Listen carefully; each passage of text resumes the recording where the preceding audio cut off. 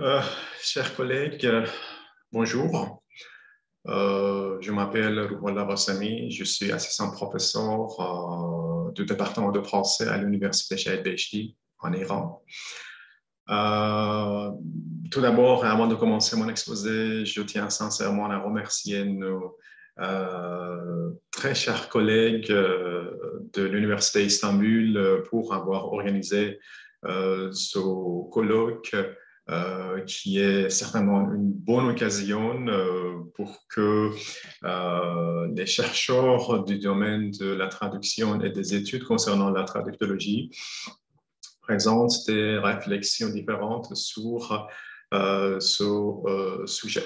En effet, mon exposé touche l'étude de deux traductions faites sur le roman, en fait, l'un des romans, en fait, de Madame Leila Slimani qui est écrivaine franco-marocaine.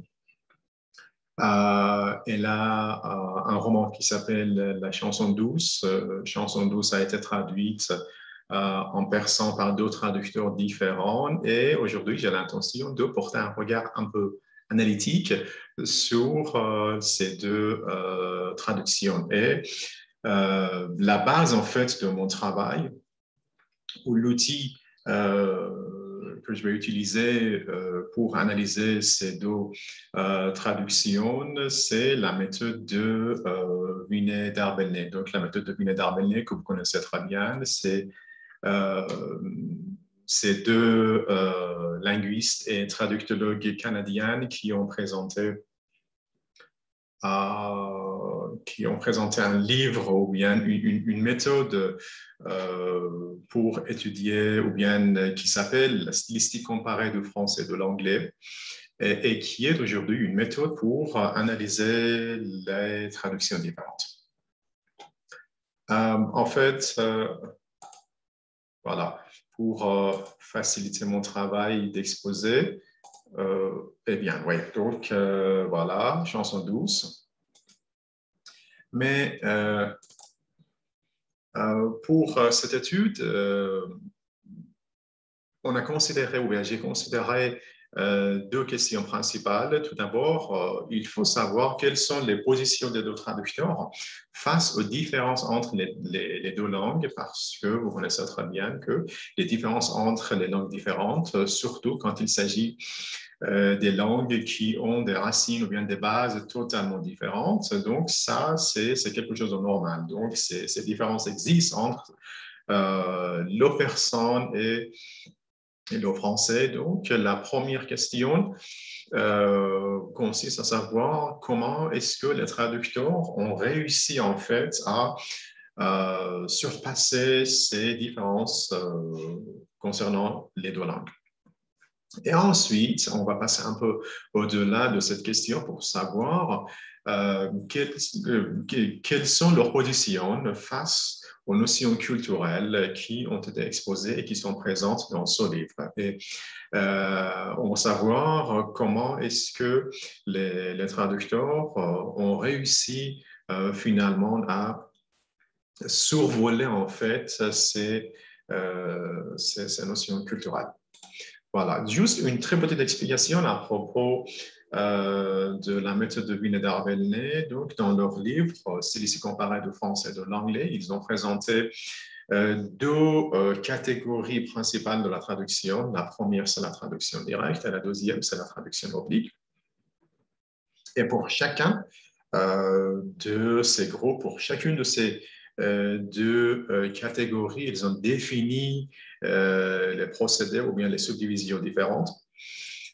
Pour la traduction directe, nous avons trois procédés, emprunt, calque et traduction littérale. Et pour la traduction oblique, il y en a quatre. Ça, on y a la transposition, la modulation, l'équivalence et l'adaptation. Donc, dans mon article, j'avais l'intention d'analyser en fait ou de porter un regard analytique sur tous ces procédés, tous ces sept procédés, mais dans mon exposé, faute du temps.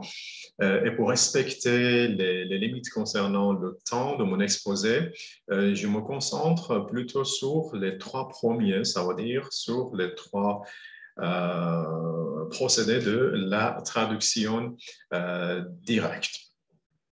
Donc, comme vous voyez ici, il y a trois procédés différents pour la traduction directe, l'emprunt, le calque et la traduction littéraire. Donc, on va commencer par un exemple tiré de ce livre pour la première catégorie, ça veut dire l'emprunt. Voilà. Là, vous avez le texte. Donc, l'emprunt, on peut dire que c'est le procès le plus facile pour traduire un texte. Donc, il s'agit d'emprunter en fait les mots qui existent dans la langue de départ pour les utiliser tels quels, sans aucun changement dans la langue d'arrivée. Ici, dans notre texte, là, vous voyez quelques mots en rouge, comme l'appartement, comme le canapé, le disque et le restaurant. Donc, ces mots qui sont fréquemment utilisés en persan sont devenus des mots persans, sont devenus des mots qui appartiennent en fait à la langue persane et dont la compréhension et le sens est très clair en persan. Donc, c'est un exemple de l'emprunt. Ça veut dire que ces mots ont été empruntés au français et fréquemment utilisés en persan. Mais pourtant, cela nécessite une réflexion un peu plus approfondie. C'est quoi cette réflexion? Il faut faire attention au mot disque. Là, vous voyez le mot disque. Donc, et surtout à cette phrase, il écoute un disque. Donc, il écoute un disque, ça veut dire qu'il écoute de la musique. D'accord? Donc, les deux traducteurs ont des positions, ont des approches totalement différentes à l'égard de cette phrase, de cette très courte phrase, de cette petite phrase. Voilà. Donc, on passe ici. Comme j'ai dit, les deux traducteurs ont eu des approches totalement différentes à l'égard de cette phrase. Donc, écoutez le disque. L'un de ces traducteurs a préféré de remplacer le mot disque par le mot CD. Donc, le mot CD est un mot très fréquent, très connu en persan. Donc, c'est un nom, donc CD, c'est un nom anglais qui est fréquemment utilisé pour remplacer le disque. Donc, on voit que l'un des traducteurs a eu recours à un mot anglais pour remplacer un nom français. Tandis que le deuxième traducteur a changé un peu la structure de notre phrase. Il a utilisé écouter de la musique. Ça veut dire qu'il a remplacé le disque par la musique. Donc, en remplaçant le disque par la musique, il faut préciser que cela n'est pas simplement un remplacement, d'accord? Ce n'est pas un simple remplacement. Pourquoi? Parce que écouter le disque nous présente une métonymie. Pourquoi? Parce que nous, on n'écoute pas le disque, mais on écoute la musique qui est enregistrée sur le disque. Donc, il y a une métonymie dans écouter le disque. Mais si on remplace le disque par la musique, notre phrase perd une partie de sa valeur esthétique, perd une partie de son aspect littéraire. Donc là, vous voyez que l'aspect poétique du langage, l'aspect poétique du texte, qui est le résultat de métonymie, a totalement disparu. Donc, on a affaire à un texte totalement simple, plat et sans valeur esthétique. Et pour utiliser les mots Mona Baker, là, on voit que le traducteur a remplacé le mot disque qui contient un sens littéraire un peu profond par un mot qui a un sens plus neutre et plus général. Donc, c'est pourquoi la traduction a perdu en fait une partie de sa valeur esthétique. Le deuxième cas, c'est le calque. Donc, calque aussi est une sorte d'emprunt, dans ce sens qu'on emprunte les structures grammaticales, les structures linguistiques. Ça veut dire qu'on garde les structures linguistiques, mais on traduit les mots. Dans cet exemple, là, on a deux expressions, on a deux mots en rouge. Les émissions de cuisine succèdent aux informations, aux émissions de télé-réalité, un talk show qui l'a fait rire. Donc, les expressions comme talk show, comme télé-réalité, ce sont des expressions qui n'existent pas en personne et qu'un personnophone ne connaît pas leur sens. Mais qu'est-ce qu'il faut faire? En ce qui concerne le talk show, les deux traducteurs ont procédé à l'emprunt. Ils ont utilisé le mot talk show tel quel dans leur texte, dans leur traduction, mais la position des deux traducteurs face télé-réalité est totalement différente. Donc, ils ont pris deux positions différentes face à télé-réalité. L'un de ces traducteurs a essayé de trouver une sorte d'équivalent, en fait, pour télé-réalité. Il a utilisé le terme ou bien l'équivalent Wortnammer. Donc, Wortnammer, ça veut dire quelque chose qui nous montre, qui nous révèle la réalité. Mais pourtant, cela est incapable de véhiculer le sens, en fait, ou bien la signification profonde qui existe dans telle réalité. Tandis que le deuxième traducteur a essayé de procéder en fait à une sorte de traduction qui le conduit vers le calque. Pourquoi? Parce que il a traduit le mot télé, qu'il a remplacé par télévision. Donc, télévision est un nom, comme je dis, qui est fréquemment utilisé en persan. Et il a également traduit le mot réalité, qui signifie warayat en persan. Et comme ici, comme vous voyez ici, il a forgé en fait un équivalent télévision warayat qu'il a, ou bien où il a relié les deux termes par un trait d'union. Ça veut dire que là, nous avons totalement la structure de la première expression utilisée dans la langue de départ, mais les termes ont été traduits en persan. Donc, télévision warayat, c'est un calque pour télé-réalité. Mais pourtant, comme j'ai dit, vraiment, cet équivalent, cette expression forgée n'est pas capable vraiment de véhiculer le sens de télé-réalité. Pourquoi? Parce que cette notion n'existe pas en persan. Et quand on dit, par exemple, à un personnophone, tu sais ce que ça veut dire, la télé-réalité, peut-être que 90% des personnes ne sont pas capables de donner une définition correcte de ce mot. Pourquoi? Parce que c'est un terme, c'est une émission fréquemment émise, surtout dans les médias occidentaux. Voilà.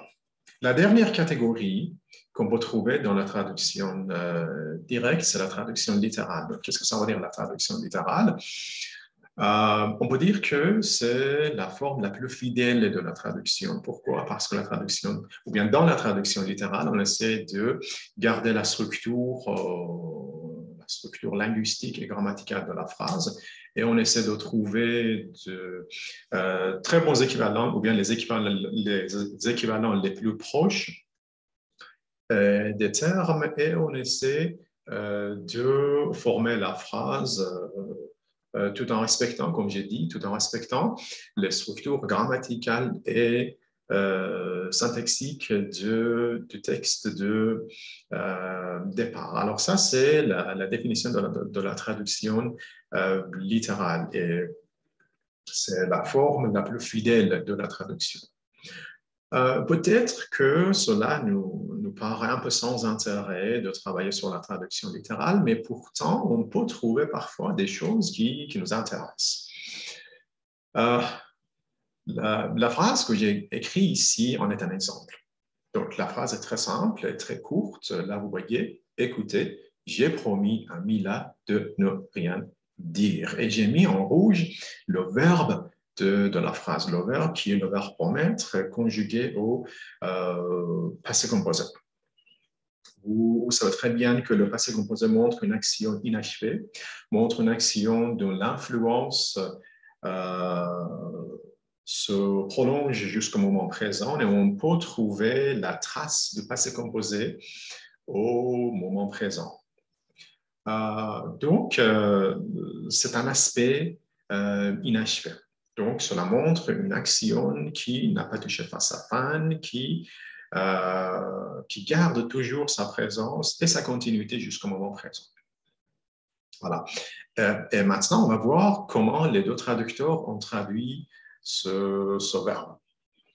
Le premier traducteur a traduit comme ça, Gouche-Conit, Mambemila, Paul Dodam, la voyez en rouge, Paul Dodam. C'est la traduction que le premier traducteur a choisi pour j'ai promis. Mais pourtant, il y a une différence. Paul Dodam, c'est un temps qui est presque équivalent au passé simple du français. Donc, Paul Dodam, c'est Mosier Sodé et Mosier Sodé. C'est exactement le même temps, il présente le même sens que le passé simple. Donc, le passé simple se trouve en fait face au passé composé, surtout en ce qui concerne l'aspect des deux verbes, parce que le passé simple montre un aspect terminé, un aspect achevé du verbe et un aspect accompli. Pourquoi? Pour la simple raison que le passé simple montre une action qui ne se continue pas, qui ne se prolonge pas jusqu'au moment présent. Donc, là, nous avons une différence de point de vue, qui change l'aspect du verbe. Donc, comme je dis, le premier traducteur a changé ici l'aspect du verbe promettre. On ne peut pas trouver de continuité, de prolongation jusqu'au moment présent dans le verbe ou bien le temps qu'il a choisi pour sa traduction. Mais pourtant, dans la deuxième traduction, vous voyez, le traducteur a utilisé Paul Dodeham. Paul Dodeham, c'est Mozinarli en persan. Mozinarli, c'est exactement l'équivalent du passé composé parce qu'il montre en fait cette continuité. Il montre en fait cette prolongation de l'action jusqu'au moment présent. Donc, comme vous voyez ici, les deux traducteurs ont pris deux positions différentes face à un verbe qui nous paraît très simple. Et voilà, ce sont les positions de ces traducteurs. L'un a respecté l'aspect inachevé, tandis que l'autre a changé cet aspect inachevé. Voilà. Comme j'ai dit au début de mon exposé, certainement les exemples sont très nombreux, mais je n'ai pas l'intention vraiment de parler longuement à propos de ces exemples. J'ai décidé simplement de parler à propos de la traduction directe et ces trois subdivisions, ça veut dire le calque, l'empreinte et la traduction littérale. Je vous remercie encore pour l'attention que vous avez portée à mon exposé. Encore une fois, je remercie nos très chers collègues turcs qui se sont donné la peine d'organiser ce colloque. Merci infiniment à toutes et à tous et au revoir.